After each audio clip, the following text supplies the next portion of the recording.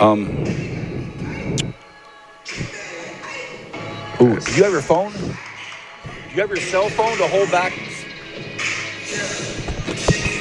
As we're reading, you got to take your cell phone and put it right there for us. Your light behind it. Put your light on it. Yeah, that way we can see it. Can you turn it so that way we can see it? Around? No.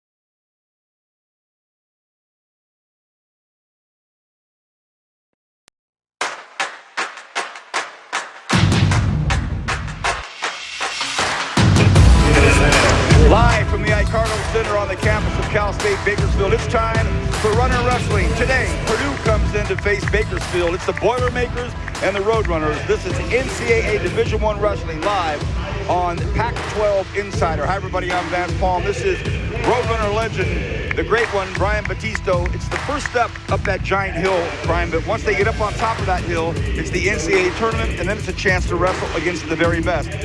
We may have some of the very best today right here in the Icardo. That's true. The top 33 wrestlers in each weight class will go to the NCAA tournament, and Purdue already has 7 ranked wrestlers on its roster. Bakersfield doesn't have any ranked wrestlers on its roster currently, but the way to get ranked is to beat somebody who is ranked. Okay, so what an opportunity it is for the runners. Let's hope they start that journey today. Let's take a look at Purdue and see what we're looking at. First, how about head coach Tony Ersland in his 12th year as a legend? And he's got a lot of firepower, starting with All-American Joey Blaze, ranked at number 3 at 165. And then on down the line, Grayson Clark at 141, Blake Borman at 133, Brady Bowman, James Rowley, Ben Venadia, and heavyweight Hayden Filipovich, all currently ranked in their class. For the Roadrunners, returning from last year for head coach Lightning Luke Smith, now in his 7th year.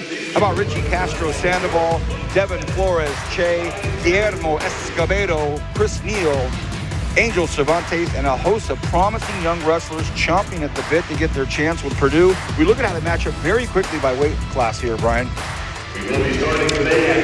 I couldn't be more excited. I feel like CSUB's got a lot of new guys into their lineup, while Purdue has a lot of experience, but at the same time, these new guys are hungry. So just as what we talked about in our intro, I just hope they see it as an opportunity to get better. And that's got to be really what this is all about for this Roadrunner wrestling team.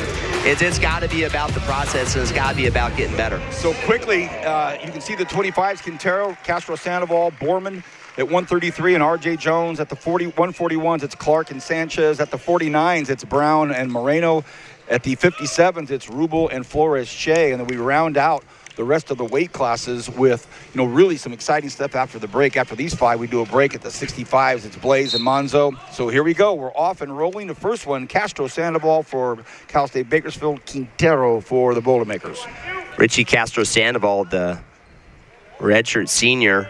He's actually in the current high residency program. He's trying to become a teacher right now. Well, Isaiah Quintero, he's got some big shoes to fill. He's filling in for Matt Ramos, who is now on the coaching staff. And, man, Matt Ramos is wearing that suit very well, going from a wrestler now to coach.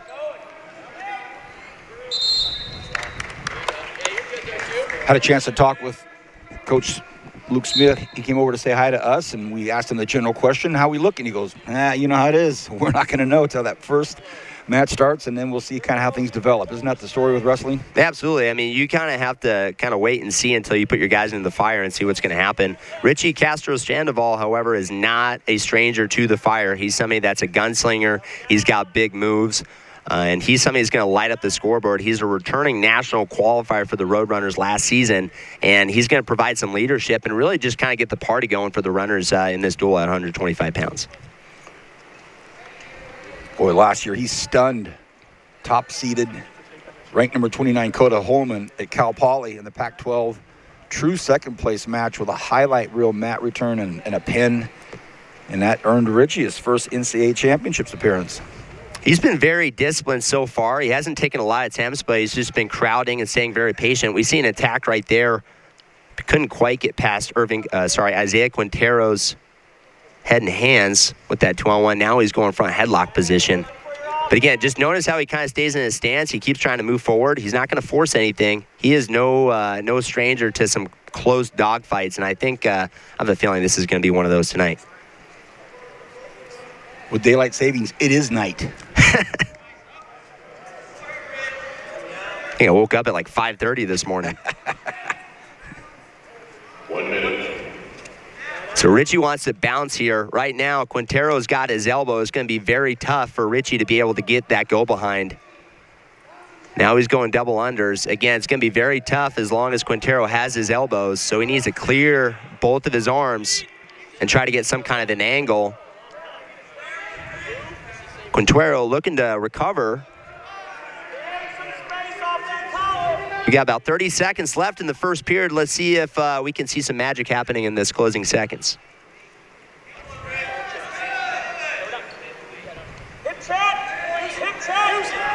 Oh, Richie's very dangerous here in these double unders.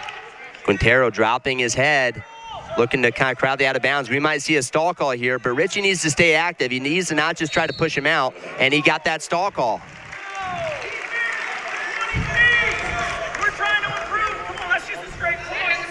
Coach Ursuline did not like that one. You know, it's been a while since our last wrestling match, and I forgot how much I loved being close to all these coaches. Absolutely love it. I do want to talk about Richie's work schedule right now in the program he's in. So I was actually part of the first cohort through this program, but he is basically teaching 3 days a week. He's taking 18 units. He takes all of his classes on Thursdays, and then Friday is kind of open to sub and get caught up on his schoolwork and get in some extra work. So he's been pretty busy so far this fall. It's a tough thing to kind of make adjustments to, but I mean that's what we do as wrestlers. We're always making adjustments. We're always trying to just kind of roll with the punches. So for Purdue, the elephant in the room this season has been the question: who's going to step up to fill those massive shoes you talked about with Ramos at 125. It's Purdue's only weight class that doesn't have a returning starter from last season. Yeah, absolutely. Yeah, Quintero, this is his first year starting at the lineup. He redshirted last year. One thing when you're on bottom is you want to make sure you get one side sealed out, kind of like closing off your armpit, and the other side you want to make sure you have hand control. Yeah, they're going to call it potentially dangerous. A lot of the coaches are kind of harping. They're saying, hey, he's got to improve his position. He can't just hang out on the leg like that. Purdue figures to have Quintero get a lot of action. And he went 9-6 last year as a true freshman. He was a California State champion in 2022. Yeah, Quintero's a special guy, and I think to be somebody that's a freshman starting in this lineup at 125 pounds, especially in the Big Ten, it's kind of a tough job, especially with the way that right now he's wrestling on the bottom. He's going to have to make some adjustments if he's going to be in this match. Left, right with the hips. Scoreless so far. Pay your ankle. Coach Ursuline and the Purdue coaching staff encouraging Quintero to move his hips and try to get some kind of seal and hand control going. Right now, Richie doing a really good job with that Iowa ride, elevating that ankle with his leg and then attacking that near wrist. That's a really tough position to be able to get away from. This is his chance, though. 30 seconds. He starts pushing back into Richie's pressure.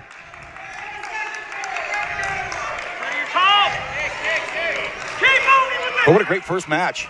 Yeah, absolutely. Richie doing a very good job, just very sticking with his ride, getting his head behind that head lever and attacking that wrist. Building his riding time, no less. Ooh. If he gets his ride out, he's going to be ahead 2 minutes on riding time. That's going to give him a lot of room, really, to kind of get away in that third period. So, riding time right there to your right of that lower left block we have for you. Joining us here today on Pac-12 Insider, Quintero. against Castro Sandoval. So Richie with the quick escape. Now he has the lead 1-0, but if we factor in that riding time, if he's able to maintain over a minute, he's going to get an additional point.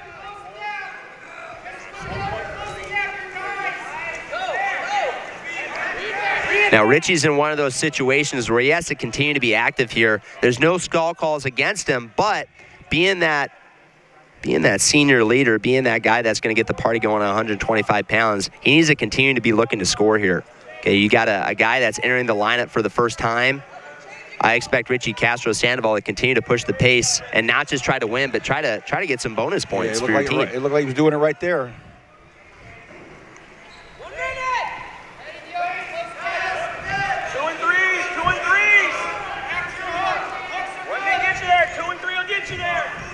Coach Ursuline saying, hey, you got to put multiple attacks together if you're actually going to be able to get this takedown. Richie needs to open up here. He's got chin and underhook. He needs to bounce and clear his elbow. And we got a quick stalemate. 49 seconds left in this third period.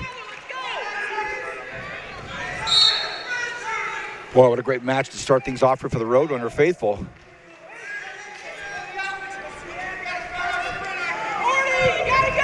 Again, Richie needs to keep moving forward, stay in good position. Quintero's really struggling against Richie's hand fight. He's bringing a lot of pressure, and he really just kind of keeps looking for outside attacks. But while Richie's in that good stance, it's going to be very hard to penetrate and be able to actually get to his leg. Yeah, Coach Ursuline has had a seat. He sat down, said exactly what you said, the hand fighting, stay off it. 15 seconds, Brian. You can see he just goes straight into Richie's arms. As long as that guy's in his stance, it's going to be very tough to be able to grab his leg. 5 seconds. How about this? The first match of the evening. The Roadrunner Richie Castro Sandoval gets the victory. We will be back right after this on Pac-12 Insider. That was a good first match for Richie. At this time, we'd like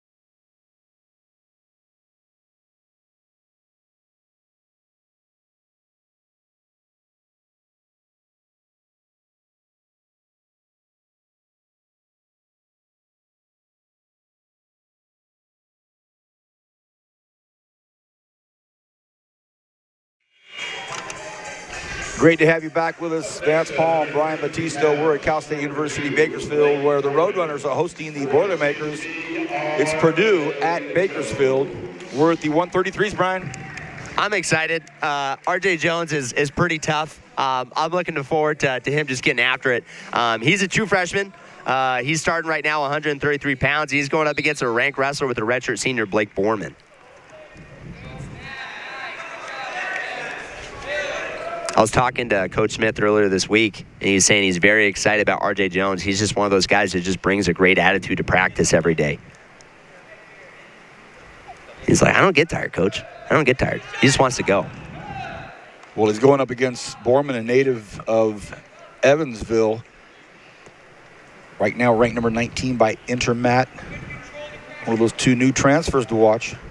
Purdue's done a great job just bringing a lot of those Evansville guys, just local talent, just trying to build up their roster. And it really just helps out a lot for duels and stuff. You can bring in some local guys. You know, their families are going to come watch. They're going to continue to support the program. And they just, not only that, but when you have your family around you, wrestling is so hard, right? To be able to have your family kind of backing you up and supporting you along your journey is obviously a great situation.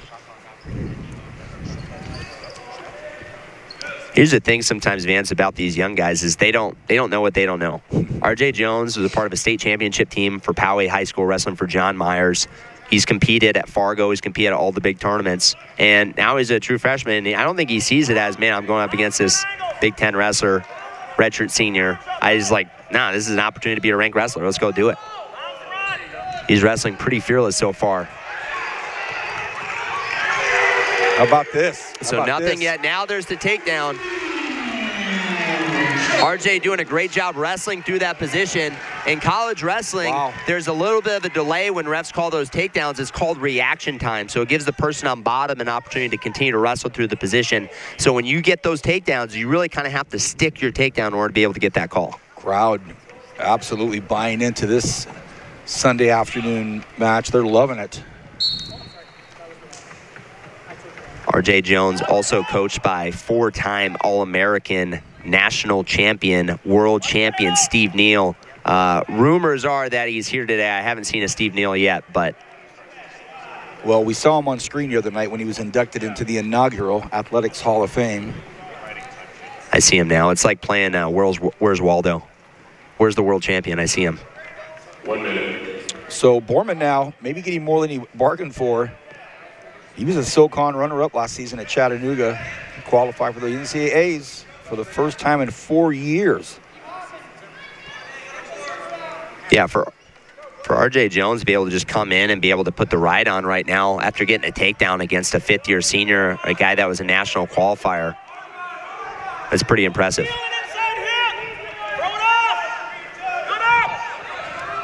Yeah, I wouldn't count Borman out yet.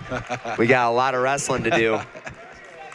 Borman's already looking a little bit tired. You could just see his body posture a little bit. He's leaning a little bit too much. That's going to set up RJ Jones's pass by, but just the way he kind of rested for a second, putting his hands on his knees, you can tell maybe fading a little bit. Now he's starting to pick up his pace. Short time left, though.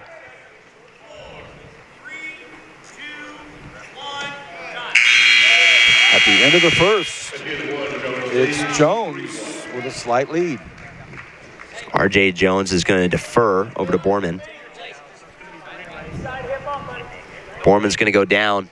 Leroy Vega, head assistant coach, is telling Borman, hey, get up right away. Do not let this guy settle into any kind of ride. RJ Jones is very tough in the top position. Ironically, I coach at Frontier High School. We actually had our freshman who's very tough wrestle RJ Jones in a tournament this last season. So it's interesting seeing the roles are reversed a little bit at the college level.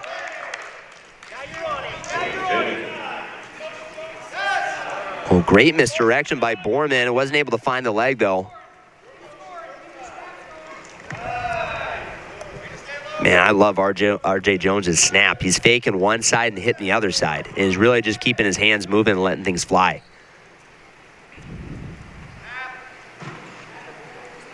Borman's one of Purdue's 6 previous NCAA qualifiers.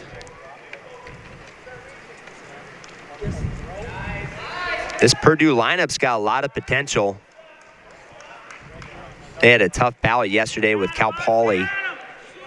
Yeah, speaking with their sports information director, Brooke Weber, so we've had quite a long day. It's been a long trip out here so far. Well, they had their dual pushback, I think a couple hours later last night, and then they had to drive up today. So that's actually why we're starting our duel a little bit later, is to give them a little bit more time to recover. You got it. This was slated for a 2 o'clock California time start. RJ Jones, ding for stalling. And again, a great pass by man. Borman is just creating a lot of pressure forward. And RJ Jones doing a great job wrestling from the overcollar and is able to hit this pass by. But again, what ends up happening is the most important time to get out, or rather the most strategic time, is right after you get taken down. That's the best time to get out. The best time to get a turn or set up a ride is right after the takedown. Sometimes guys try to rest in between positions, and that really allows whoever's going to take advantage of it, whoever's going to step up and continue to wrestle, is going to be able to capitalize. Short time.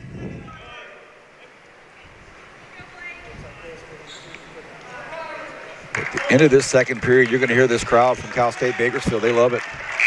They love it. So now this is the test. True freshman going on bottom. He's accumulated 1 minute 45 seconds of riding time, and the score is 6-2. So I wonder, is Borman going to stick with the ride, and try to get that riding time down? Or is he going to cut him? No, yep, he's cutting him loose. Okay, here we go. So the score 7-2 with 1:40 of riding time. R.J. Jones, if he can go get another takedown, he's going to be in the driver's seat, be able to get a major decision, adding another point to the team score. However, Borman's able to get on that leg and double off very quickly. This is big. R.J. Jones, he's getting tested right now. This is what we're talking about. Borman's got that experience. He knows to cut him right away. This is going to be a big takedown. The momentum's in Borman's hands right now. R.J. Jones doing a good job being stingy. As I say that, Borman gets another takedown. Are they going to cut him? Yep, they might cut him. They got momentum right now. R.J. feeling, I don't know if it's the weight cut, if it's the lights. He's got to take a deep breath and be back in his stance. And Borman with the big takedown. He's winning effectively 11-9. R.J. Jones' riding time going down. What an explosion here in the third. Yeah, Borman just trusted himself and just started pulling the trigger. And this is really a match about experience here. RJ's got to recognize, man, I'm still in this fight. I got to be able to get my weight back and move my hips. Just over he half a gets minute. dinged for stalling. Oh. Coach Ersland up. RJ to his feet. He's escaping a takedown to take the lead. And a big mat return on the edge. Borman, as long as he keeps a toe in, the refs are going to let them wrestle on the edge. Oh, I don't know about that stalemate. I'll take it. Wow, what a flip-switching third this has been. It ain't over until, well, I won't finish that. It's not over until it's over, Vance. If you're Jones, what has to happen in 14 seconds? He might get to his feet and try to roll. I mean, right now he needs an escape and a takedown. But with 7 seconds left, that's going to be pretty tough. Oh, Borman very smart, able to get on that leg and ride timeout, stealing that win. Great job. Way to keep wrestling, but I'm very impressed by RJ to be able to put up the points that he did in this match. What a great match at the 133s. It's going to be Borman. We'll be back right after this on Pac-12 Insider. Serving in the Navy from 1961 through 1966. Thank you for your service, Frank Zamenak, serving in the Navy from 61 to 66.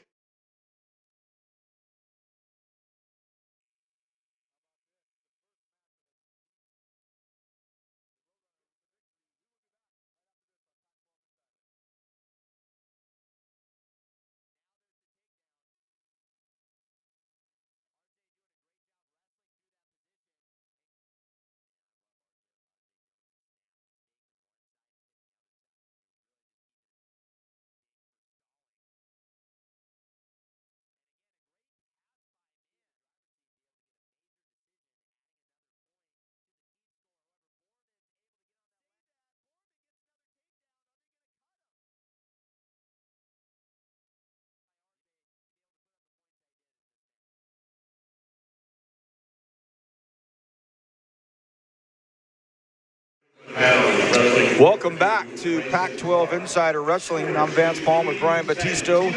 We're at Cal State University Bakersfield, where the Roadrunners are hosting the Boilermakers of Purdue. And boy, it's been a great start. Now we're at the 141s, Brian. This is going to be a good one. Santino Sanchez is somebody that has a lot of ability, has a lot of talent, hasn't been able to put it together quite yet so far in his career. But again, I like his attitude so far. Again, when you're, somebody gets their eye poked, you close the gap. 3 seconds in. You get on him. You let the ref do the call. Grayson Clark, however, is a very competitive, very tough wrestler from Purdue. He's a true junior. He's a returning national qualifier. But, man, he's got some big moves. You got to watch out for his cradle. He wrestles through positions very, very, very well.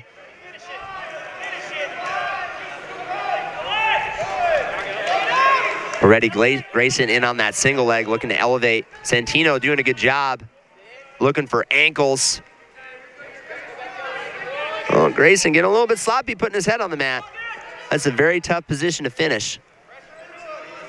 But if he gets this, you see how he has that bottom leg turked. If he can poke his head out and keep that ankle, there's a good chance he can get back points here. Coach Ersland copying you, saying you got to poke that head out. I'm just glad I'm being compared to Coach Ersland. Oh, dude. That's a compliment itself. That's why we brought you in here, brother. Clark is ranked number 18 in the country. That's his personal high. He's gonna climb the rankings. He had a very tough match with Seth Romney, who actually got third last season at 133 pounds, moved up to 141. Yeah, Grayson Clark is an absolute dog. I don't want to keep using that term. I need to mix it up. But again, very excited for Grayson Clark in this matchup with Santino Sanchez. Native out of Wrightstown, Wisconsin. Sanchez out of Whittier, California.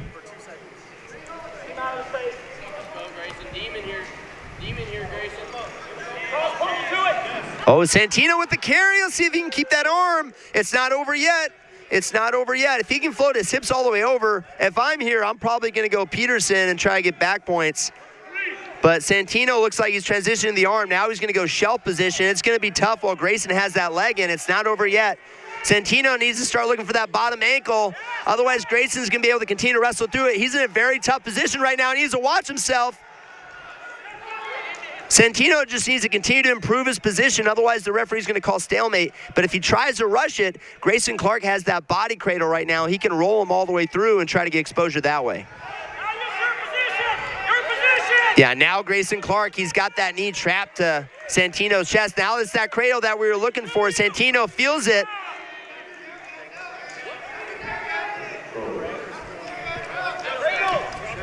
He hasn't quite established control yet. But if Grayson continues to look for that cradle, at this point we need to make a call. It either need to be a takedown or we need to call stalemate. Okay, he's going to call it.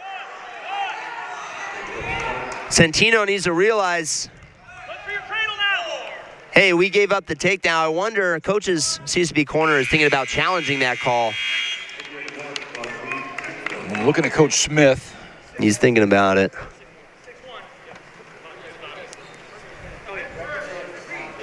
Vance, did you see any change in that position?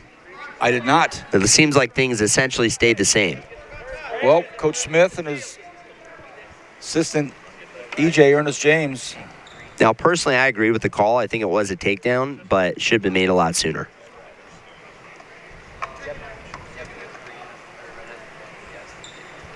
Official having a word with Sanchez.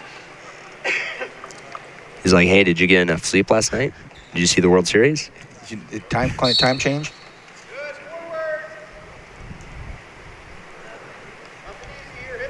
Grayson Clark very tough in the top position. Santino doing a good job attacking the top hand. Reestablish your hip. Reestablish your Yeah, hip. Grayson's floating off a little bit too much. Coach Ursula's saying, hey, you need to get your hips back up on top a little bit. Santino wants to be able to get his hips away, so as long as Clark is off the hips, that's going to allow him to do it. Hey, keep way forward. Grayson looking for that 2-on-1. Now transitioning back to a half. And Vance, you see how he's kind of riding on both sides? Yep. Okay, it makes it very hard for the bottom wrestler to be able to adjust. But as I say that, Santino is able to do that and get to his feet. Well, you're right about Clark. He looks definitely like he's climbing the ladder. 1 minute. In the Nationals, he defeated number 29, Jordan Soriano out of Drexel, in a 13-3 major for his second career win at the Nationals. Yeah, you're majoring somebody at the national tournament. That's pretty impressive.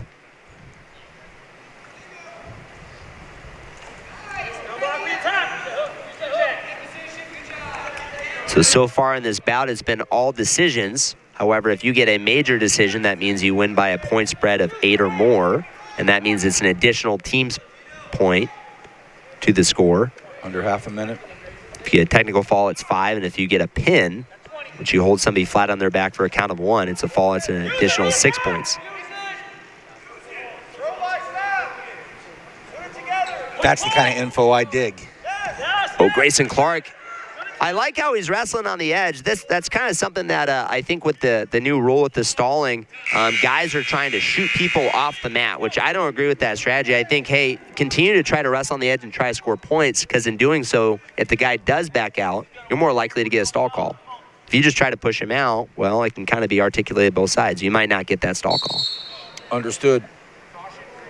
So what's this caution here? So if you do a caution, it usually means a couple different things. Either you weren't lined up correctly or you jumped. And Santino kind of jumped a little bit too early. He moved his hands before the referee blew the whistle.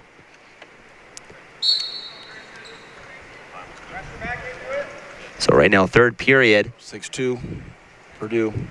Riding time advantage right now with Purdue. At some point, though, Santino's going to have to cut him. He's going to need 2 scores. Oh, we do not want to give up that reversal, though. Grayson is still on bottom, and with that, he gets that 2 reversal.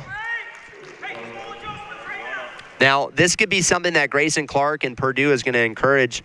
The Purdue coaching staff is going to encourage Grayson Clark to continue to build his lead to try to get that major decision. And that's normally the name of the game sometimes in these dual meets that can kind of go either way. If you can kind of get an additional few points to expand your lead and build on that decision, it can help you a lot later down the road in the duel. Just over a minute remaining. Santino needs to keep moving his hips. He's getting close to getting the out, but it seems like he's kind of pausing a little bit.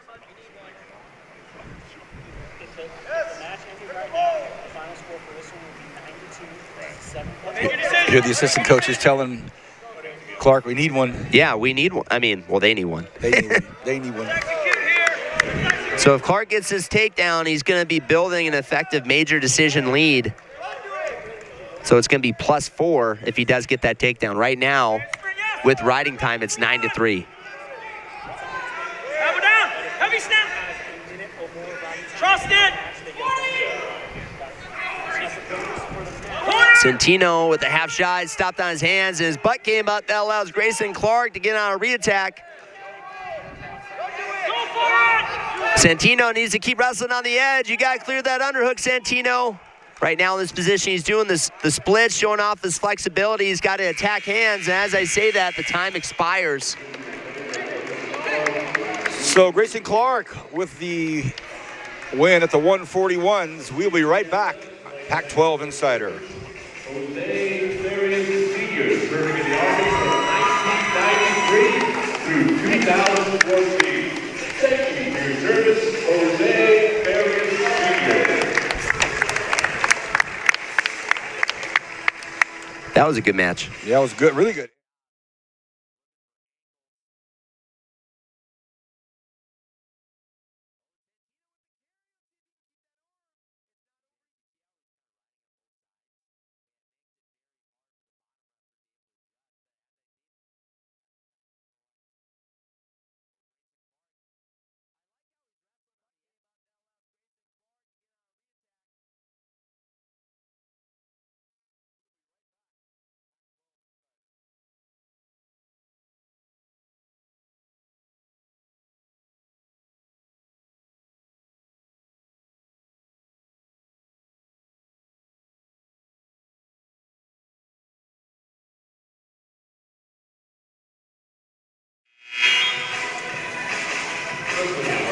Welcome back, Pac-12 Insider, Vance Palm, Brian Battisto. We are on the campus of Cal State University, Bakersfield, in the heart of the valley in California, where the host Roadrunners are welcoming in the Purdue Boilermakers.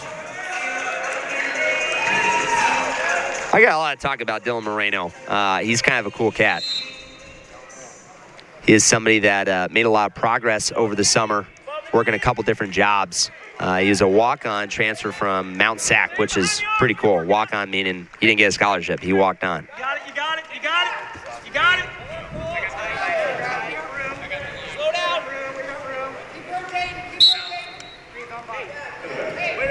So within 20 seconds, we see the first takedown.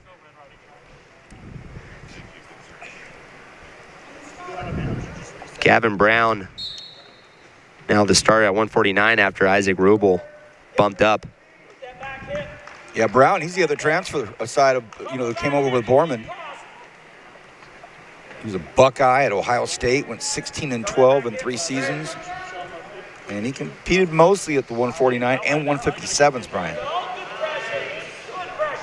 This transfer portal era is very, very interesting. It allows a lot of teams to be able to, hey, we have a need at this weight. We might have a freshman or two that we can kind of throw in there, but we could also go get a guy that has some experience and plug them in. 149s. Gavin Brown doing a good job. He's got that near wrist on Dylan Moreno's back, and now he's going to look to go far side claw. He's going to try to put a lot of weight over Dylan's shoulder and try to get near fall points. And Dylan needs to make sure he keeps his head off the mat. If his head goes on the mat, Gavin Brown, he could put his shoulder to his ear and drive. Now he goes back to that claw. We see only a 1 count. Some chirping going on in the stands. There's actually, I think, a good handful of Purdue fans up in the stands. Sure are. There's a bunch. They're all reffing. They're all officiating from 20 rows back. Dylan Moreno's a gamer. He's able to get his weight back up to his feet. Minute left here in the first.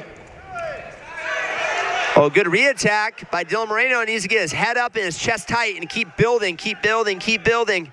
Keep those hips on him. Gavin Brown doing a good job getting his legs back and his hips heavy and arching his back, trying to get those hips really heavy on Dylan's lock.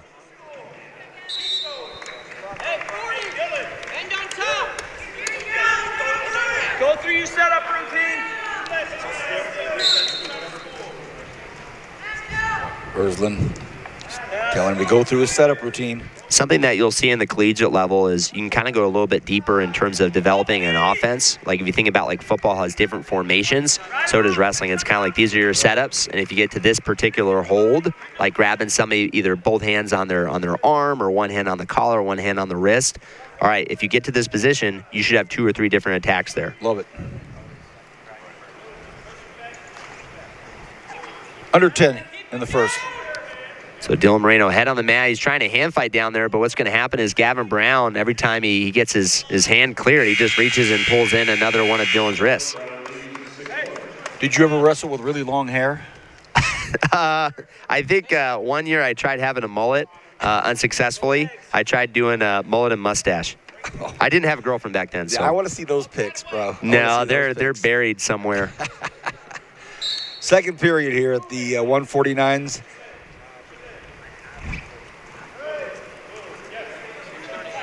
Dylan Moreno in the blue for the Roadrunners. Gavin Brown. Keep the high hand. Dylan trying to go for that cradle. It's very tough to hit that cradle when the person on bottom is in their base. Their head's not by their knee. It's kind of poor timing. A lot of times it can lead to the person on bottom getting out. Oh, good snap, though. Dylan, no setup, just kind of diving in for a leg, and that's an easy go-behind for Gavin Brown. Those are the takedowns you do not want to give up because that just obviously adds to the score. We're looking for tech fall territory right now. Gavin Brown's a couple scores away. Oh, good little hip tilt action.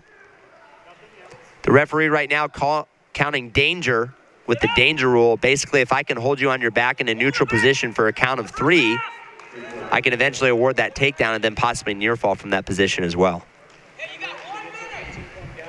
Under a minute here in the second. And a match dominated right now by Brown. I hear the coaches saying, hey, let's get a turn. Gavin Brown maybe taking some time to catch his breath. Yeah.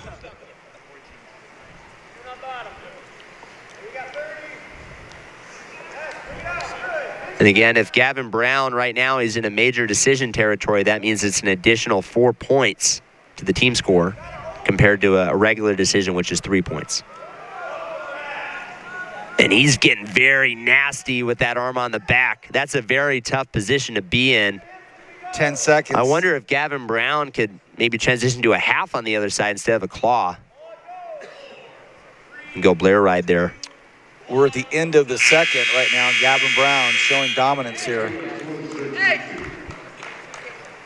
So assistant coach Vega telling this guy we need 2 takedowns. So it looks like, I wonder if they're going to ride him a little bit, make him earn it, or they're going to go optional start.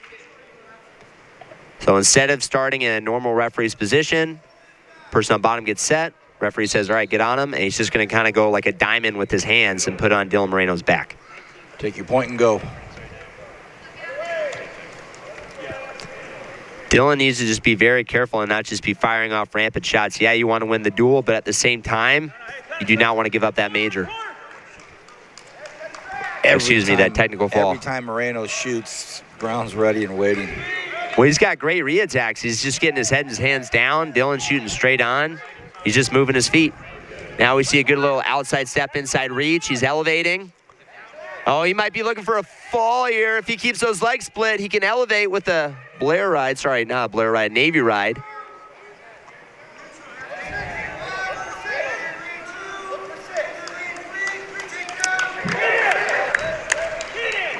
So with that 3-point takedown and the near fall, we have a 15-point advantage, +1 with riding time. That's going to be a technical fall for the Boilermakers. Brown with the win. We'll be back right after this on Pac-12 Insider. Ladies and gentlemen, at this time, we would like to thank for their service, Monica Purdue, serving in the Army, 1997.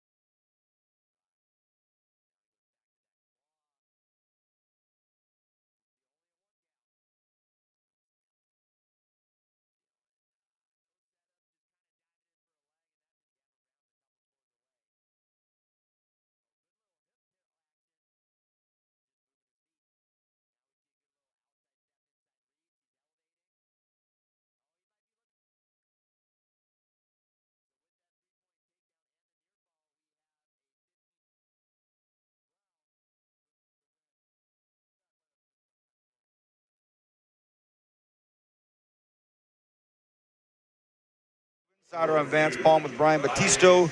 We're in Cal State Bakersfield where the Roadrunners are hosting the Purdue Boilermakers. And you were just speaking about you're impressed with Purdue because of their schedule, what they have to overcome. Yeah, traveling across the country and having to make weight the day before and then having to drive 2 hours and then having to make weight again, not being able to rehydrate yourself and feel good. But despite all that, Boilermakers, they're looking pretty scrappy. They're actively trying to score points in these first few bouts, and we'll see if they're able to maintain that throughout the rest of the night. This is going to be a nice one, the 157s. Yeah, Devin Flores-Shea, he is somebody that has a lot of potential, a lot of physical ability, sometimes struggles to really take all that stuff he's been able to do in the room and then put it out there on the mat. But, man, talking to Coach Smith last weekend, he had a great wrestle-off and just came alive. And I hope that's something that can continue to carry itself throughout the rest of the season. And he's going up against Isaac Rubel. He was the 149er last year, the starter at 149. One of 5 Boilermakers to start all 16 duels, Brian. 5'11", tall guy. Fast-paced style. Makes me think of guys like Aaron Rodgers and Joe Flacco that just keep showing up. They don't miss a lot of games. They keep showing up, and they keep getting after it. Devin Flores-Shea from Calvary Chapel High School. His coach was Chris McCarty, who was an All-American from Old Dominion. Or actually, Coach Smith coached for a few years. And Rubel's out of Decatur, Indiana. Yeah, right now Rubel wants to bounce and look for an angle. It's going to be tough. He's got one arm inside on that underhook and another on the outside. Interesting. In their notes for the Boilermakers, they talk about Rubel's fast-paced style, always fun to watch. This is going to be whoever is going to be feeling their position a little bit quicker and who's going to pull the trigger. Both these guys very capable of scoring and putting up a lot of points.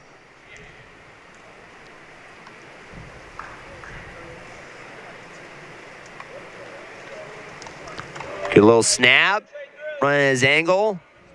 He's looking to re-grab on the wrist, Devin Flores-Shea, and trying to pull that wrist in. Rubel getting a good hold on that elbow. The referee's going to call stalemate. And then, so stalemates will come if the referee feels like, no one's really improving in this position. Let's just restart. Got it. Oh, good re-attack. Man, Rubel, big takedown. Looked like Devin kind of just stumbled a little bit. Yeah. 40 seconds, Ike. You got plenty of time here, kid. Go to work. There it is. Hips. Devin Flores doing a good job getting to his feet, trying to separate hands, and he gets out. Good job.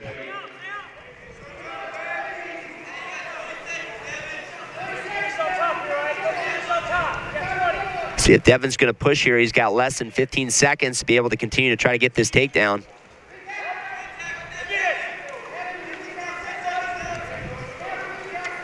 Forward pressure. Head position. Into the first here at the 157s. Boy, I like this one. Yeah, these guys are feeling themselves. Rubel, both these guys just getting a little bit more physical in the hand fight, which Rubel's kind of nodding his head like, yeah, we like that. We like that. Real effervescent guy was over there giving his head coach a high five right before he went out to the mat. Vance, I'm a simple guy. You can't be throwing out big words like that. Let's say you say Evanescence? Is that the band? Look at this. Oh, big cradle.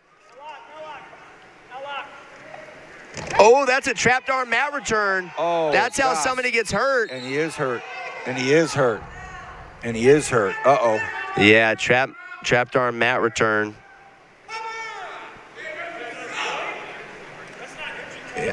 Yeah, if it's an illegal slam, it shouldn't be injury time. That was a big mat return right on Devin Flores-Shea's shoulder. So the reason it's illegal is if I have my arm trapped and I get picked up in the air, I can't brace, right? So whenever you mat return somebody, you're responsible for putting them down safely. So you can pick up something very high, but you have to put them down to the part where they're not going to injure themselves. So having your arm trapped, yeah, it's going to be hard to post. The crowd's applauding that he's up and ready to go. Now Flores-Shea's like, all right, he wants a piece of it, let's go. But the officials are looking at it because Coach Luke Smith wants answers. Yeah, that's a big call.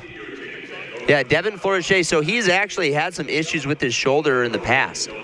So I just hope it's nothing serious. Hope he's able to continue to wrestle. Well, he came out of it and went to the center of the mat like, let's go. But protocol is in place here for the officials to take a look at it. It begs the question, the obvious question that I'll ask you, has that happened to you where you've been just slammed to the mat without being able to brace yourself? It's not happened to me. I've done it to people, and at the same time, I've also had some wrestlers where it's happened to them as well. And it's kind of scary, and it's one of those things. It's hard to call as a ref because this sequence happens so fast. You know, guys are on bottom, they come up, they lock their hands, they mat return them. So big mat return, and again, the referee's on the other side, so he can't quite see. Well, we got in there pretty quickly. Yeah, but you can't see it. You know what I mean? If you can't see it, that's why they do the call. That's why they want to review it. So, having reviewed it. Yeah, so we're going to go illegal hold, 1 point. Devin Flores-Shea is going to get a chance to go back on bottom. Very lucky for Purdue if Devin was seriously injured and couldn't continue and it was an illegal slam. That means CSUB would have gotten 6 points. It would have been a forfeit. Ring the whistle here. Wow. Ring the whistle, But Devin just showing his gritty right now, and I don't mean the dance move. Okay. 140 left here in the second. Some drama building in this 157 weight class. Hey, the Purdue's name is Rubel. R-U-B-L-E, Rubel, like money, Rubel. Both guys starting to pick up their hands a little bit. This is one of those matches where it can very kind of escalate with intensity. But as I say that, Rubel in on a good single leg. He switches off to the other side as he doubles and finishes with that three-point takedown. And he goes right to work in the top position.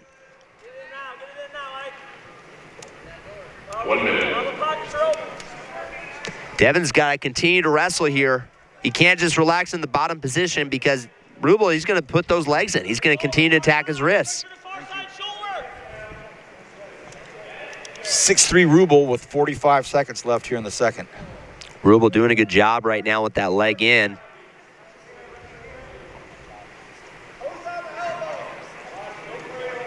He can get his hips in a little bit more to create a little bit more pressure. My feeling is I feel like he kind of, he wants him to build. He's feeling that cradle. Devin Flores-Jay needs to continue to build and not give up those wrists. Uh-oh, we see an armbar on that one side. This is going to be trouble.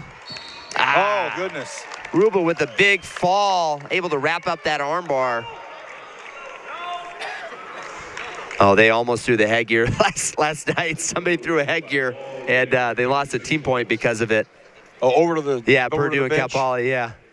So he's an exciting player, a young man with the fall, and his teammates love him. His coaches are giving him a big smile. We're going to be back. We're going to take a break and go through some things at Pac-12 Insider. Back after this.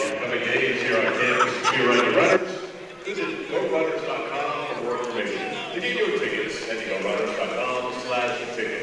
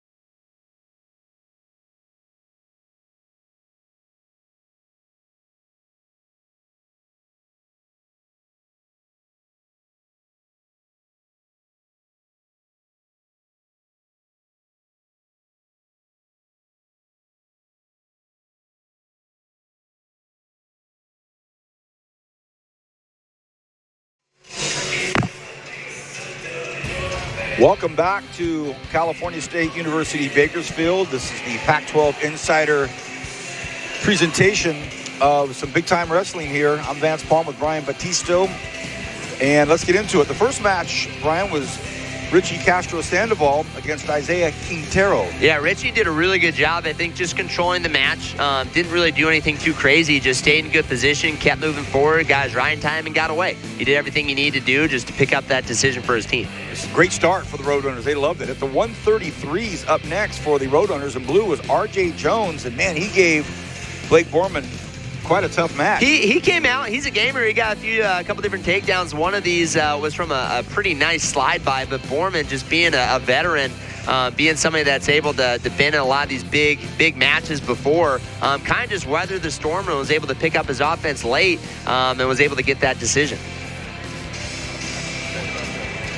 Boy, it looks nice. At the 141s for the Roadrunners, that was a great start. He showed a lot of grit, Santino Sanchez did, but he was going up against 18th ranked Grayson Clark. Yeah, and like I said, Grayson Clark, he's going to be one of those guys that's going to climb the rankings. Santino was able to get in a really nice fireman, just wasn't able to finish. And man, Grayson Clark was able to continue to put on points. He almost had an upset last night against a guy that got third last year at 133 pounds. So he's a guy that you want to continue to watch throughout the season because he's probably going to get some big wins down the line. There's a look at him, and we'll take another break and come back with some more highlights from the other two matches. We're on our long break, and when we come back, we'll get after it. Here's the Pac-12 Insider.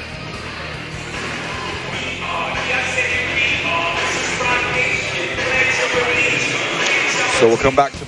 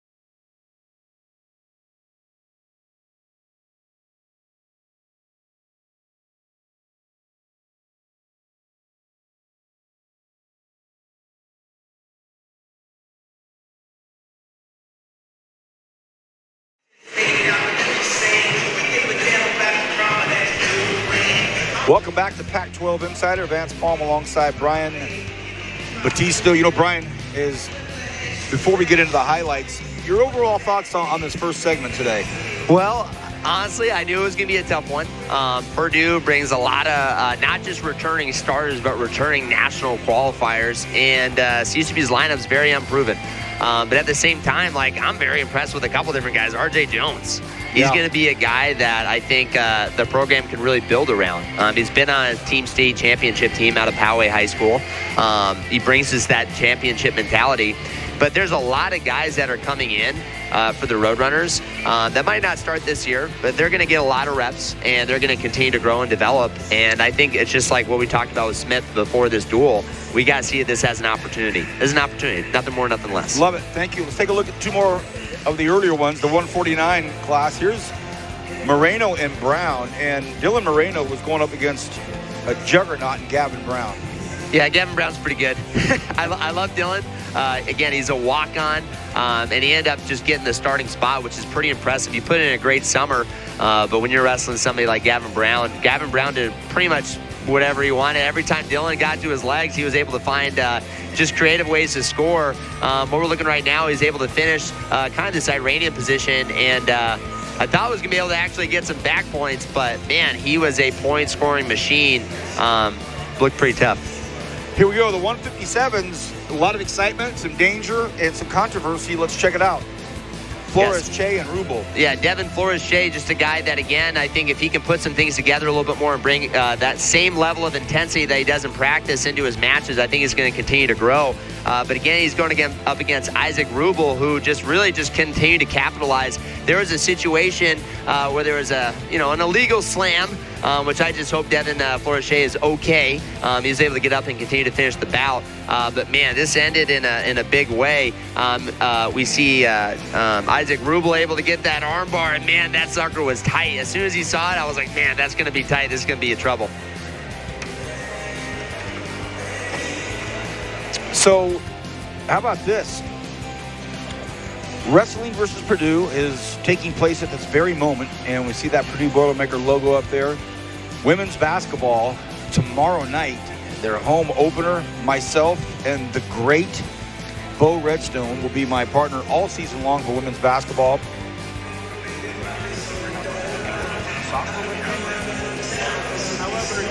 And unfortunately, the men's soccer championship round one faded out of existence last night with a tough defeat for the men's Roadrunners, so that's not going to happen. But men's basketball, home opener versus Whittier, is going to happen. That's an 11 a.m. game, Thursday, 11 a.m., and then women's basketball versus Fresno State Friday night. So that's a look at our upcoming broadcasts here on ESPN+. We'll be back right after this on Pac-12 Insider. There's a lot going on in my ear.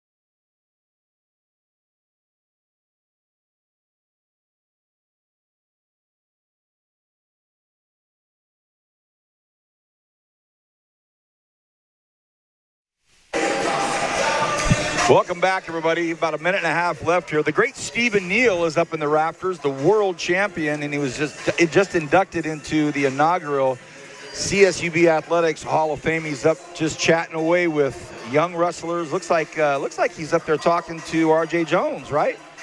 Yeah, I can't see that far, but again, Steve Neal is just one of those guys. He'll talk to anybody. He's super humble. Yeah, he's hard to miss up in those stands. He's such a big dude. We shook hands once the first time I met him, and it was like a baseball glove just enclosed. And I feel like I got decent-sized hands. Right.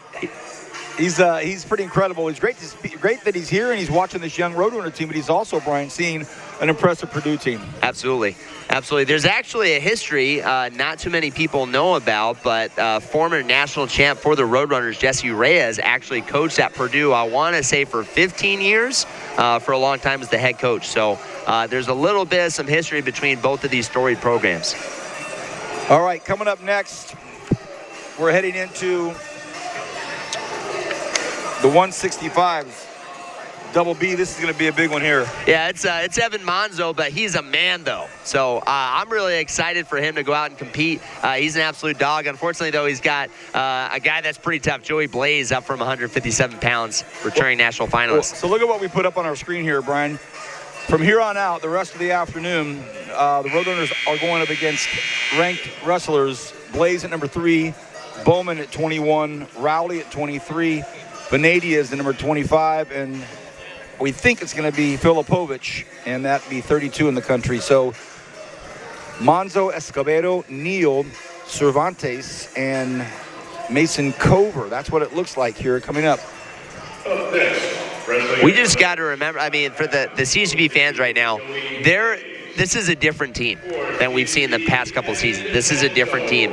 I stopped by on the way to a high school team function, and I walked up to the wrestling room. There's a guy outside throwing up, and I go in there, and it feels like a swamp. Guys are in there scrapping and getting better. So, again, this is just an opportunity for Evan Monzo to go out there and compete against a guy that's a returning national finalist.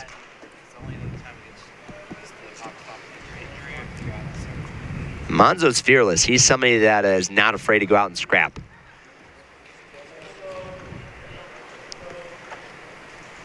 Joey Blaze is a true junior.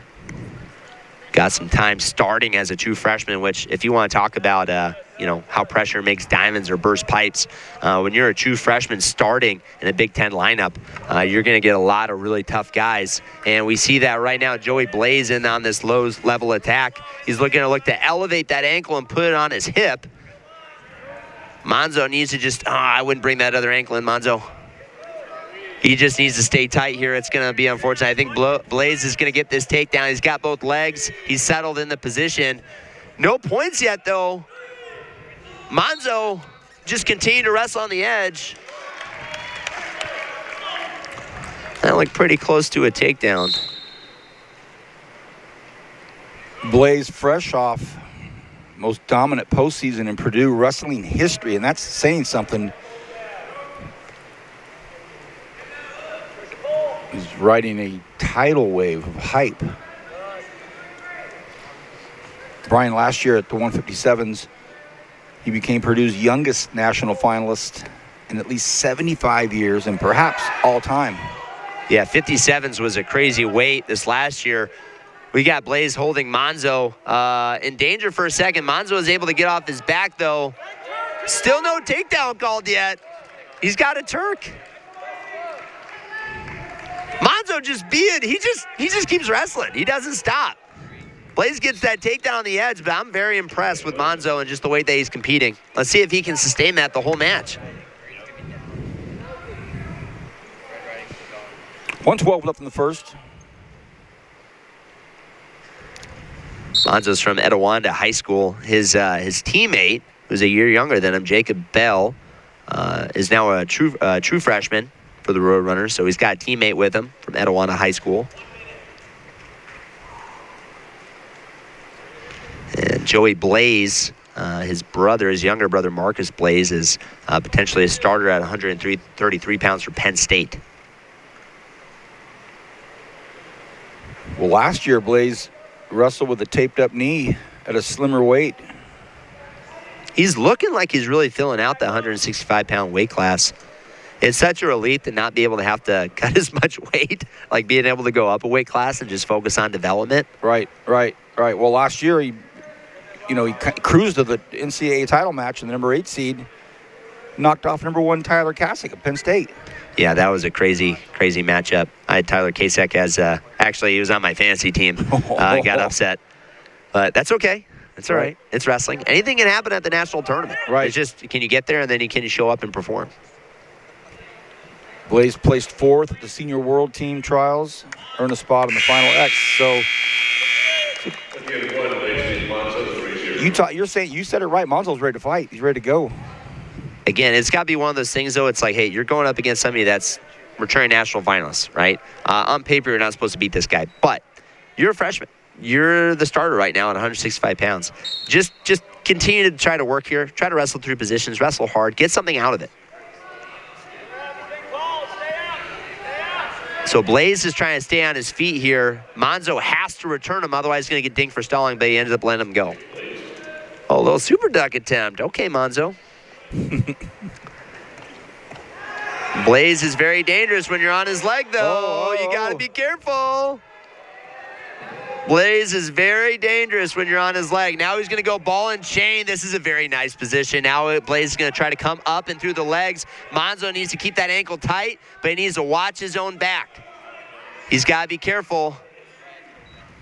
Yeah, Blaze is very tough counter wrestler. Almost got back points out of that. Now he's going to go to work. Now he's going to show, he's like, hey, I may be ranked 3rd right now at 165 pounds, but I'm a national title contender. I'm here. I'm going to show up.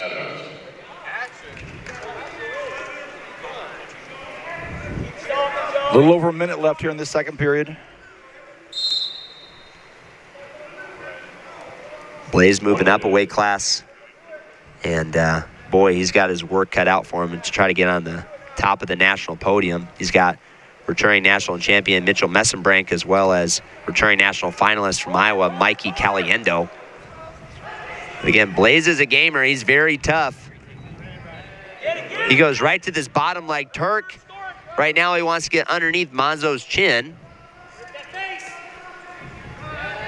Oh, wow, underneath that chin. He's getting back points.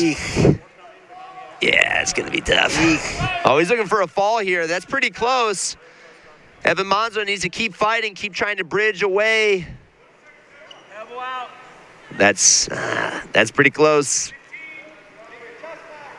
Way to show some grit, though, Monzo. Way to fight off your back. You're not out of danger yet, though.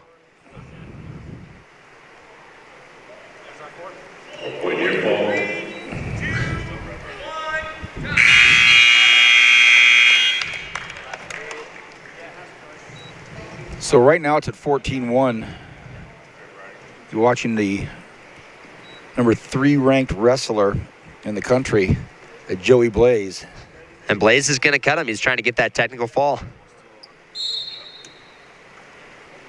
So he keeps his head into him. He continues to try to push into Monzo. And Blaze is doing a good job using his hands and his range to kind of keep Monzo at bay. Monzo being a little bit shorter and stockier.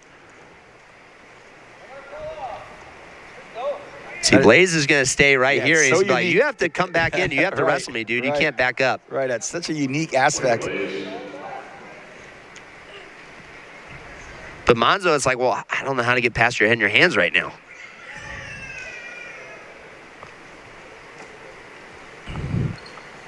Blaze is listed at 5'11", Brian, and Monzo's at 5'8", so there is a height difference. You can see it.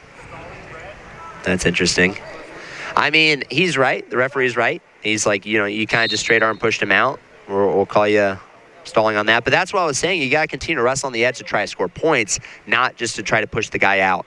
Because what's going to happen is you can get dinged for stalling. They might just call an action call. Just try to score on the edge. We'll see what happens here. Monzo's almost been like freestyle rules, trying to ground himself, trying to wrestle on his knees so he doesn't get pushed out. But this is one of those things, like, again, you got a guy that's a returning All-American, return national finalist against a freshman. And with that takedown, we got a technical fall. Another 5 points for the Boilermakers to the team score. So Blaze with the win at the 165s. And coming up next, the 174s here on Pac-12 Insider. Back right after this.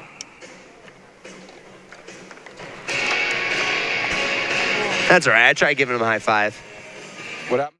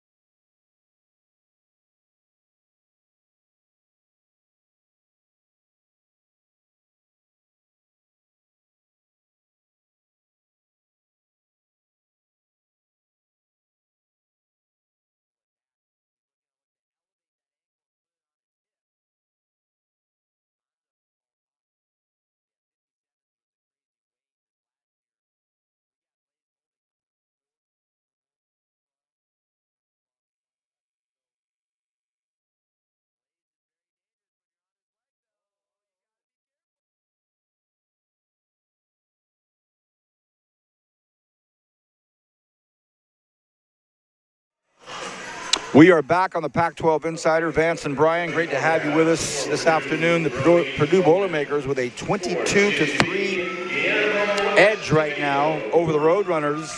And now we're in the 174s. Who do we have, Brian? So Guillermo Escobedo is a redshirt senior from La Puente, California. He's actually transferred from Wyoming. He's up a weight. He wrestled 165s this last year, now wrestling 174 pounds. But get this, Vance, he actually wrestled 220s and won a state title from Los Altos High School. Kind of epic, going down from 220s. So it's one of those things, it's like, you lose that much weight, you're wrestling in college. It's like, dude, let's just spend this last year. Let's try to get better. Let's go up a weight. Let's continue to improve. Boy, a lot of hype on Bowman. 21 ranking. But, boy, there's a ton of information on him in the notes they've given us. Two-time NCAA qualifier. Boy, there's a lot here.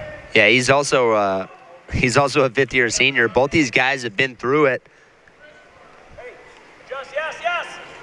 This is going to be, for sure, a dogfight. It's a great opportunity for Escobedo to get one of those ranked wins and be able to punch his way into the national tournament. One of 5 wrestlers from Indiana to qualify for the NCAAs in 2024 and 2025. One of only 2 to do it as an underclassman. And that's really impressive. I think sometimes wrestling fans forget it's really hard to be able to qualify for that national tournament and be able to do that consistently at a high level, especially as an underclassman. Well, and also he was the second leading scorer last year behind Matt Ramos. He racked up 281 points. So, again, another stellar wrestler on the mat for the Boilermakers. And Escobedo, no stranger to us here in the Icardo Center. Yeah, he got the match-sealing win last year against another Big Ten opponent, Michigan State. Escobedo, he's got an extra piece of rubber on his forehead, as you can see. Had some head issues over the summer, but he's back healthy.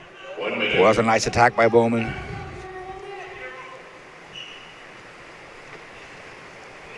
Keep chipping away, Brody. Testing the waters. You can kind of hear the Boilermakers talking about kind of just feeling your way into the match a little bit, especially when you're wrestling something a little bit unfamiliar. Coach Ersland said, keep testing the waters.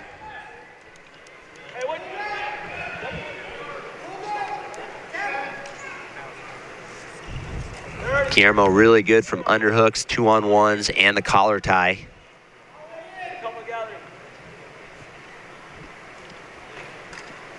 He's going to continue to move forward. And we see a stall call against Escobedo. And that's really, sometimes stall calls happen not necessarily because the other person isn't doing anything, but more because one of the wrestlers is being more active. So they're almost kind of getting rewarded for that.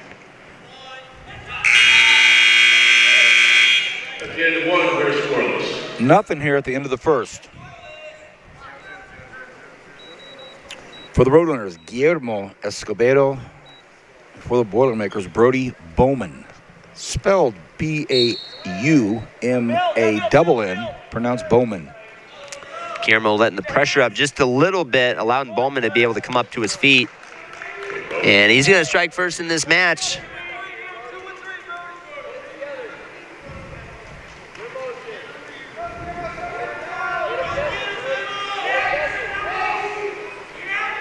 This is going to come down to who can stay in position, but also be able to open up a little bit and actually try to get some leg attacks going. Right now, Bowman's really the only person that's put any kind of solid attack together. And now he puts in another reshot. He's able to get to that single, but Guillermo does a good job recovering his hips. Now he's in short offense. If Bowman continues to be able to put in this attack rate, I wouldn't be surprised if Escobedo gets called for stalling again.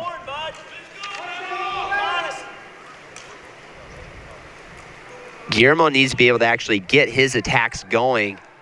One, to get his get the ref off his back so he didn't get called for stalling, but he's got to be able to get into this match.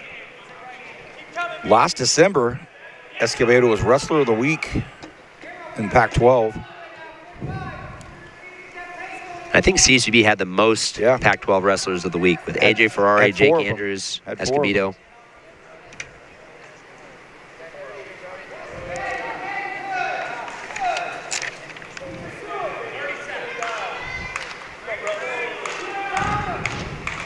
Ref's trying to get a little clap going.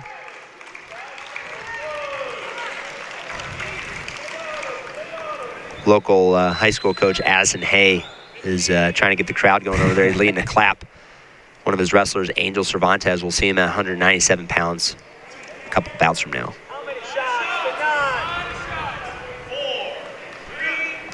So with... See, that was a great knee pull by Guillermo. Guillermo, we got to see that a little bit sooner. Right. It was literally at the buzzer. Going into the third period here with a 1-0 score for Bowman.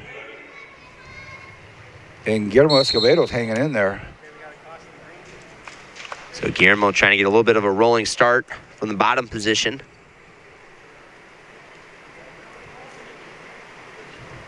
Official whispering to the two grapplers.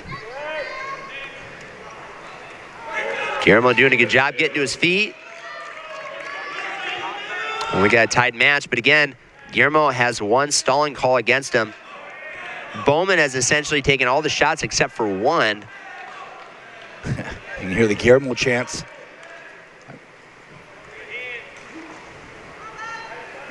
I mean, with all of the Purdue hype and the national ranking,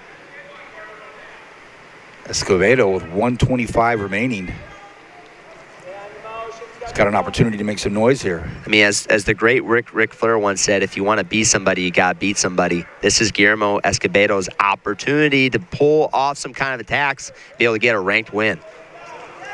But Bauman's pulling the trigger right away. Oh, we see some reaction time. Now it's a takedown for sure. Return! Ride tough! Yep. Bowman's really got to stick with this ride. If Guillermo gets out, basically he's down, but all he needs is a takedown to be able to take this lead. Under a minute to go. Great match at the 174s. Guillermo with a well-timed Granby roll. If I'm Bowman, I'm going to continue to try to wrestle and try to get attacks. Remember, Guillermo still has a stalling call against him. But now being down by 2, Guillermo's got to be in the driver's seat, being able to push forward.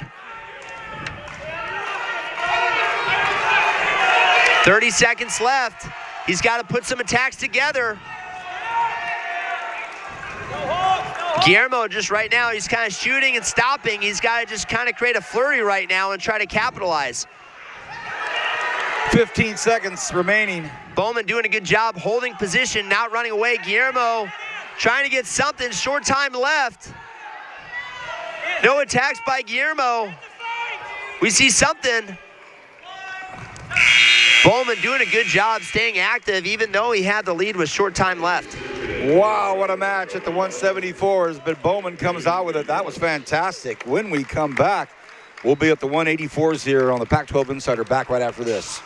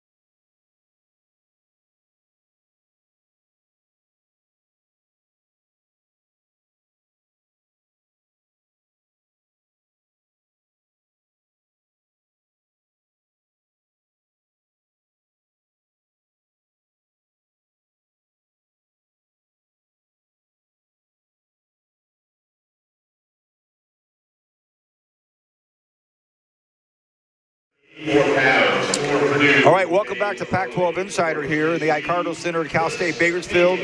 Division I Wrestling here. Purdue, as you can see, a sizable lead. I'm Vance Palm with Brian Battisto. And we're looking forward to this, the 184s, Brian. Who do you have? Well, we have kind of a big name, I guess, now for CSUB, Chris Neal. You've seen him across multiple weight classes. He's very much a team guy, now settling in hopefully at this 184 pounds for the Roadrunners. And Rowley, assuming his starting role after leaving the Cliff Keen Las Vegas Invitational early last December because he had a knee injury. He's from Corvallis up in Oregon, but had a really speedy recovery, so he opens at number 23 in the country.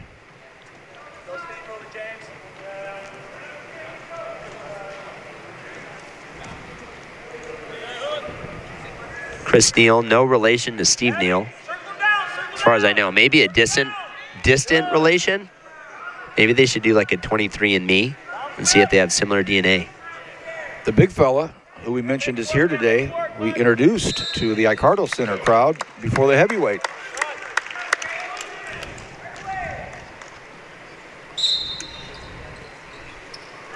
We're in the 184s, first period. Again, a great opportunity for Chris Neal to kind of show off what he's been working on over the summer. Bouncing around in a few different weight classes. As I say that, James Raleigh in on a good re-attack.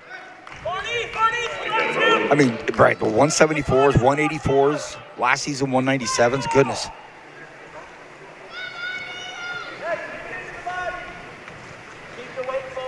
James Raleigh doing a good job getting that takedown and then breaking Chris Neal down to his hip. And already we see him looking for that armbar on the left side. He might go armbar and he can go wrist on the right side, or he can go wrist half, or sorry, armbar half.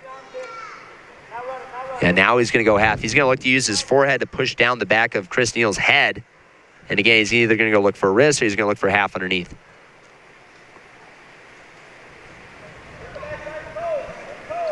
Just over a minute left here in this first. So this is tough. If you're on the top position, you have that armbar, you have to change sides because otherwise it gives an opportunity for the person on bottom to be able to get their weight back. Oh, big lift on the edge. That was a legal lift. See, we have an example of an illegal lift and a legal lift in this bout.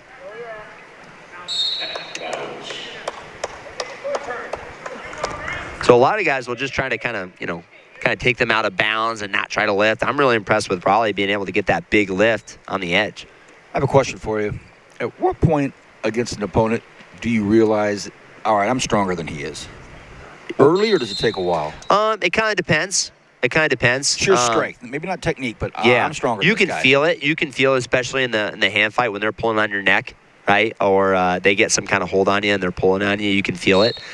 Same thing if I get my hands on you and I feel like I can move you around with my snaps and stuff. It's like, all right, I kind of have a little bit of a strength advantage. But here's the thing: there are so many big, strong guys that you might be strong in the first period, but it takes a lot of oxygen to be able to keep those blood pumping into those muscles. A lot of times that strength kind of fades by the third period. Thank you. Small adjustments. Vance, in basketball, can you kind of feel if somebody's strong when you're, no trying question to go up about against it. them? Yeah. No question about it. Even though it's technically a no-contact sport. Sure. It's no contact sport until you get dunked on your face. Stretch him. Just kind of feeling each other out here in this first period.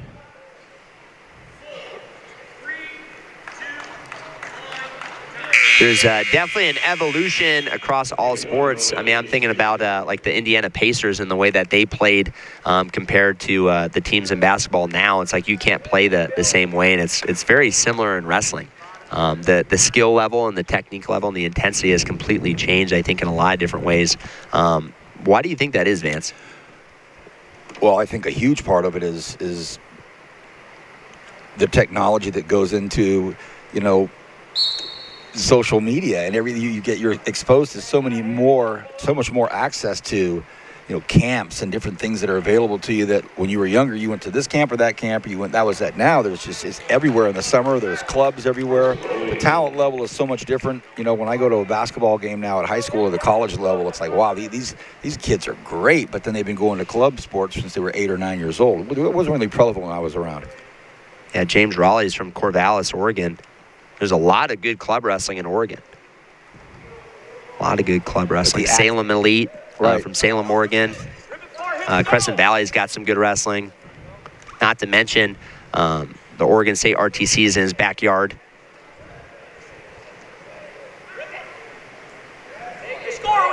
Chris Neal from Washington.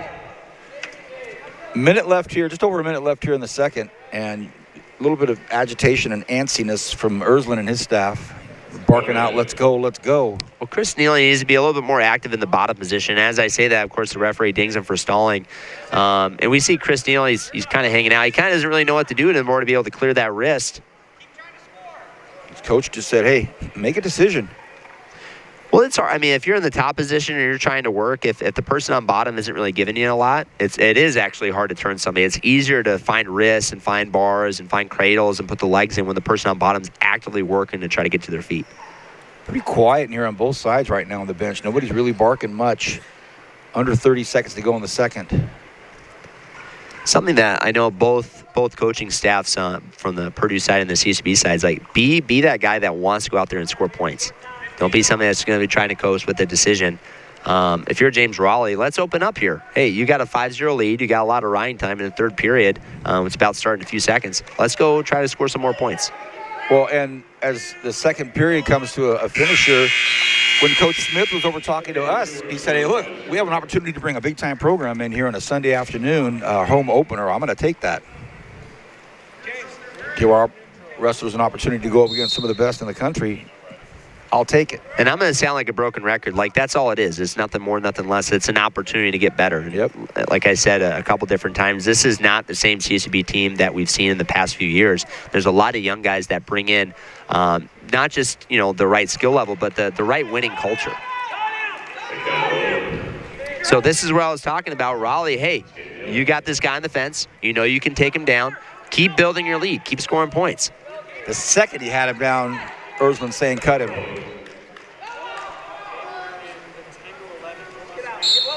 I mean, Raleigh could very easily just try to coast with that decision. And as coaches, they've both been a part of some high-level teams. They've coached for some high-level guys. They know what it's going to take. You got to be somebody that's be able to come alive in the third period and put up a lot of points.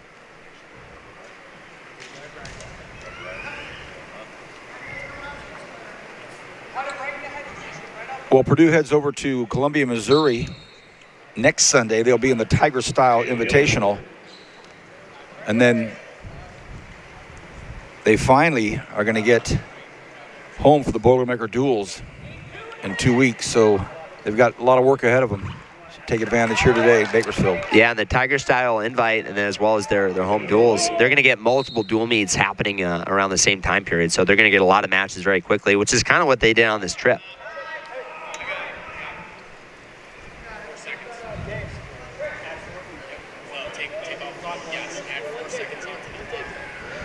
So trying to fix score clock situation. Trying to adjust the time. Riding time effectively locked up. So James Raleigh is going to effectively get an additional point at the end of this match. It's secured. So even though it says 14-2, he is technically winning 15-2.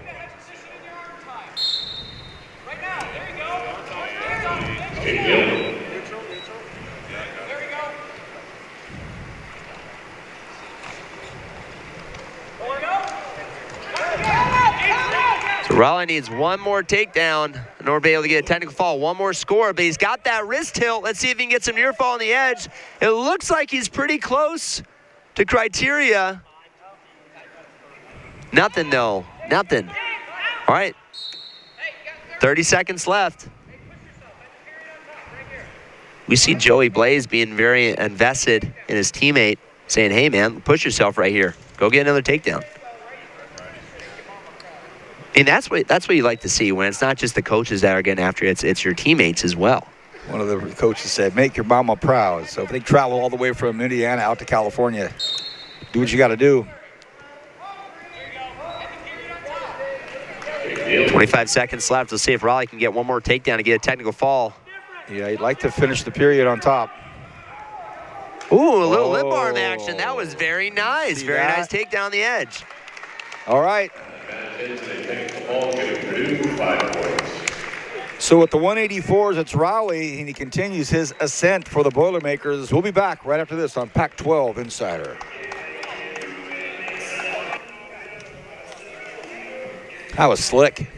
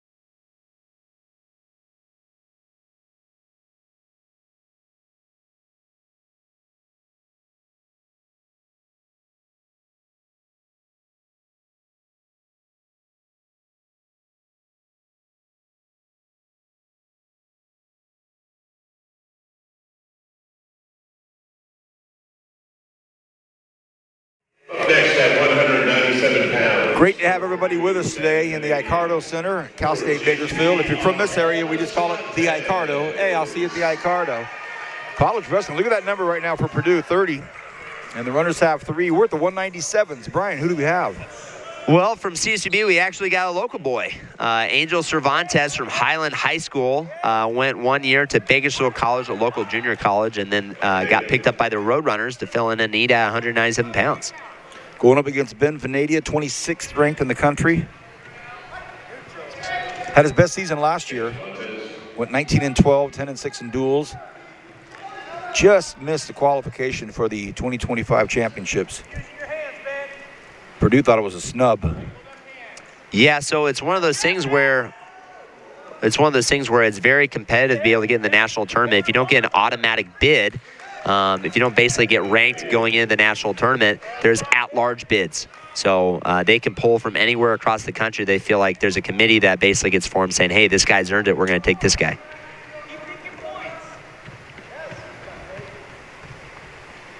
Throughout the season, you want to build your resume. So who you beat, ranked opponents. Right. Well, tournament placings. To that point, he was one of 5 Boilermakers to start all 16 duels. Went 3 for 3 at the Big Ten championships. Logged 12 bonus points wins, second most on the team. Didn't get that bid. Purdue is shaping up to be a very competitive dual team. Again, they had a good match last night against Cal Poly. They'll have about a month or two before we get into the Big Ten schedule, which is very competitive across duels. And they're going to need that competitive lineup. Right now, Venadia's got a reinforced bar. He's got a cross wrist. It looked like he was going to bar it. Now he just lets go of the wrist. Now he goes regular bar. And again, he's got wrist on the far side, but he can also transition to a half. Oh, he's just going to get mean, and he's just going to run it. This is a tough situation for AJ. Angel Cervantes needs to rotate. He needs to rotate his body. Oh, no, not that way, though. Oh, boy. Yeah, that was tight. So Angel. The Mustache Menace from Ohio wins it, and he hopes to be in the national championships in his home state later this year. We'll go to the big weights right after this Pac-12 Insider. Remember him as an NFL player, but I know at the Icardo Center today, some of you will better know him as a CSUB wrestling legend. I don't know if he's still. It's the only guy he's taken back there. I don't, you know, but of all the guys, that's the only one he took back. Wrestling legend Stephen Neal. Where's old Steven at? We're supposed to be saying hi to him, but he's nowhere to be seen. Way to go, Steven. So who do we have for? Hey, who's our heavyweight for Purdue? Okay. Filipovich, thank you. Hey, I put the Mustache Menace out there. So Filipovich. Big Phil.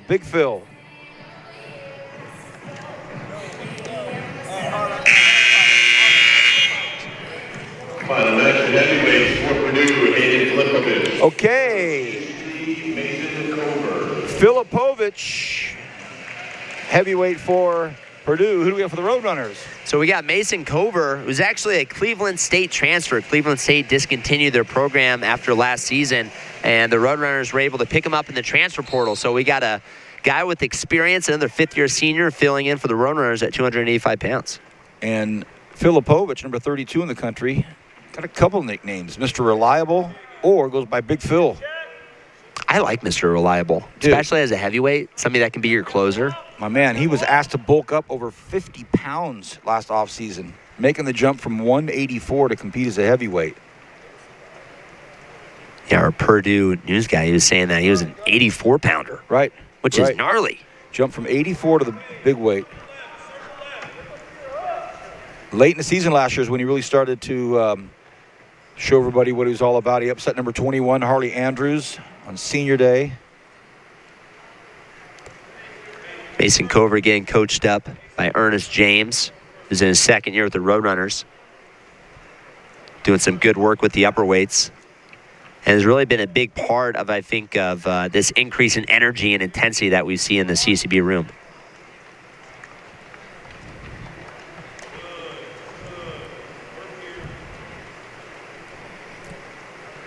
Last season, when we were sitting right here, we had some fun with Big Jake Andrews, the local. That was a fun time in the heavyweights. Yeah, we're able to get Jake Andrews back into the high school room. Jake, if you're listening, I know you're busy with firefighting right now, but we need you to fill out your coaching certification ASAP. You're behind. So thank you for your service, but get your coaching certifications done. Hey, you heard it here on Pac-12 Insider. Hey, Jake, get your paperwork done, my man. Filipovich looking to do some damage with that underhook. He's fighting to get the other one in. Let's see if he... Oh, good little leg attack going. Mason Cover continue wrestling on the edge. He picks up a stall call. What's great about that underhook position, if you get your elbow up, it's going to make the other guy want to circle away from it. He can set up a snap, too, as well on the edge. 1 minute.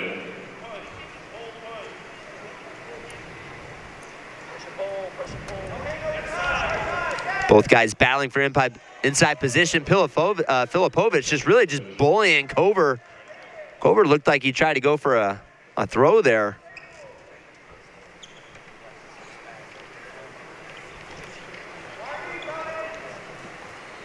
You know, he beat Harley Andrews on senior day. Then he beat him again in a dominant 16-3 major decision at the Big Ten Championships. Wow. Earned him a spot in the NCAA Championships just a year after being at 184. That's epic. Oh, man. What's the rundown and finish here? Filipovich looking to establish a good ride. 24 seconds left. Good little hip ice action by Cover, and he's able to get to his feet and get that 1-point escape. Still score. Still score. Short time left. Outside step. Big Phil from Purdue with the 3-1 lead and 31 seconds of riding time going into the second period. In the one for the Polish leads 3-1. Our final match of the day. We appreciate everybody being with us today on Pac-12 Insider. Always look forward to working with Brian. Thanks, Vance. Appreciate it. The more I call these with you, the more I take home and learn and make my notes. And I know I come back and you say, dude, you sound the same. You haven't learned anything. It's okay. Well, it gives me something to do. No, I love it. It's amongst my favorite sports to call. It's always has been. Love it being this close to the real deal.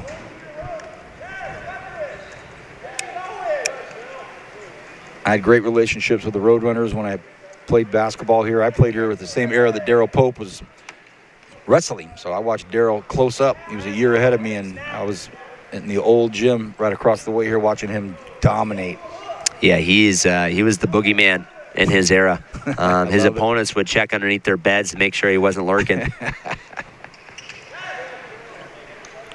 He's in the audience today with Steven over there and the great Brad Hull.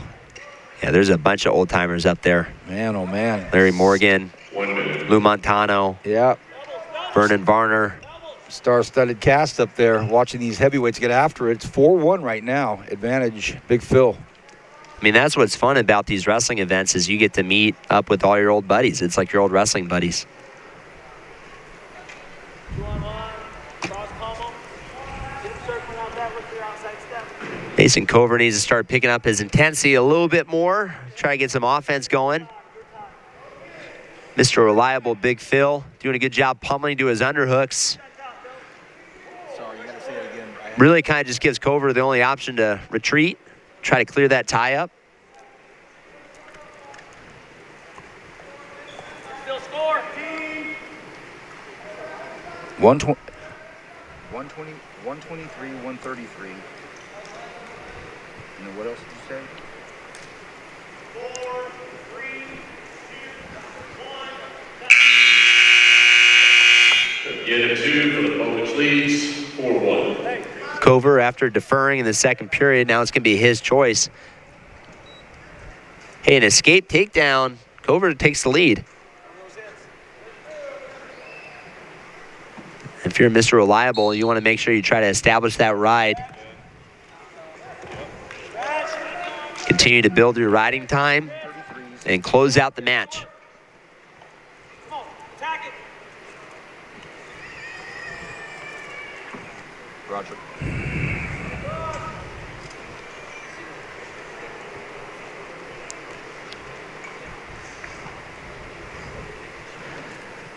Big Phil doing a good job keeping Mason Cover flat on his stomach, not allowing him to build his base.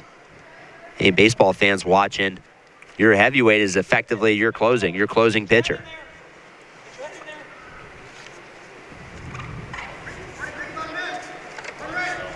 And Cover with the second stall call. It's going to make the score 5-1. With Filipovic continuing to build his lead. Doing a great job breaking Mason Cover down every time Cover tries to get to his base. Gotta get your head in there. Under a minute to go here. I get it. So if even though Filipovic is continuing to work him down, if he stays parallel riding Cover's hips and doesn't really give him an opportunity to build up to his base, he could also potentially be called for stalling. At the conclusion of this match, we're going to do a recap, do some highlights for you of the matches today, some quick highlights. So stick around with us.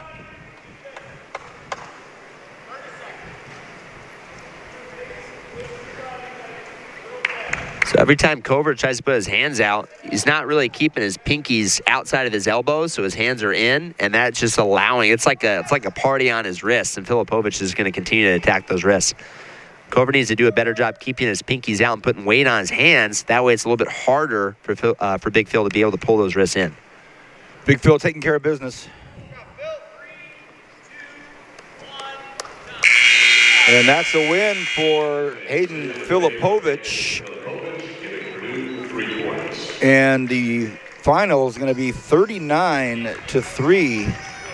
Purdue. Let's take a look back at our matches today as all the wrestlers start shaking hands and the coaches start shaking hands. Let's take a look at it. First of all, at the 125s, Castro Sandoval and Quintero. Yeah, he got the ball rolling a little bit before it stopped at 103 pounds, but Richie did a good job just basically going out there and just staying in good position and just wrestling. I wish he could have tried to score a little bit more points, but other than that, he looked pretty sharp. R.J. Jones at 133 for the Roadrunners going up against Blake Borman. Yeah, it was kind of a tale of two different matches. R.J. came out hot and scored a lot of points, and then after that, we saw Blake Borman just take over and put a lot of points up in a hurry. We're going to jump up to the 165s. How about Monzo and Blaze? What a match. Yeah, I'm really excited for Monzo down the line, but this was a great opportunity to feel against what it means to be a high-level Division I wrestler. We see Joey Blaze is no joke, returning national finalist, ranked number 3 at 165 pounds. At the 174s, how about Escovedo up against Brady Bowman. Brady Bowman, he did a good job just trying to create a lot of offensive attempts. It really only took 2 different takedowns to be able to really establish that score. Escobedo, up a weight class. I think he just needs to continue to learn how to hand fight at this new weight class and try to find offense from there. At the 184s, Cal State Bakersfield's Chris Neal was in for a tough day with James Rowley. I'm hoping Chris Neal could really just find a home at this 184-pound weight class. But, man, Rowley is an absolute dog. He just continued to put up points and wrestle through positions. He ended that last sequence with a beautiful slide by to secure that takedown on the edge. At the 197s for the Roadrunners, it's Angel Cervantes. But how about Ben Venadia for Purdue? Yeah, Cervantes is going to have to make that adjustment, wrestling some bigger, faster, more intense guys coming off a JUCO season. But yeah, Venadia, starter last season, really just did his job, and once he got that armbar, man, was that tight. Boom. And as we just finished watching, Mason Cover and the heavyweights against Big Phil, Hayden Filipovich. Again, Cover, the transfer from Cleveland State that just got discontinued, but Filipovich, man, that's why they call him Mr. Reliable, jumping up from 184 pounds to heavyweight. He showcased why he's the closer for Purdue Boilermakers. Brian Battisto, you're going to have the final word. Your thoughts on this overall match. Let's start, first of all, with the visiting Boilermakers. Where do you see their potential taking them? They got a great dual team. I mean, they kind of just showed off. They got a lot of experience, a lot of returning starters. I think they're going to be a team to watch. We'll see. They're in a very competitive conference and a very competitive schedule. So we'll see how they do with the rest of the season. The blue and gold Roadrunners, give us your thoughts. Again, we both see it. There's a lot of potential, but I'll say this at the same time.